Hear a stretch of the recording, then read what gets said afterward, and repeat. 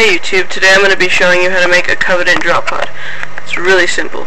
Okay, it's going to require the button system, and if you don't know how to make the button system, I'll show you right now.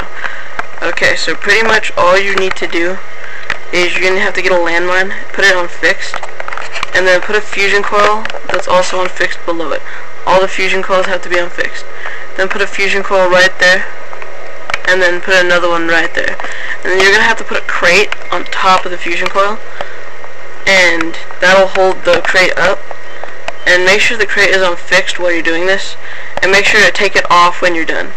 Okay, and then just put a shad turret on it that's 1 second, and the crate pretty much put 1 second, or whatever your preferred spawn time is. So pretty much, let's try it out.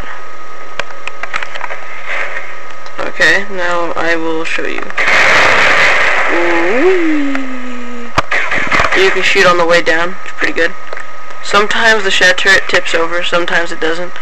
But yeah, I survived. And I also know how to make tons of other drop pods, and if you want to see those and see how to make them, then just put in the comments or send me a message. Comment, rate, and subscribe. Thanks.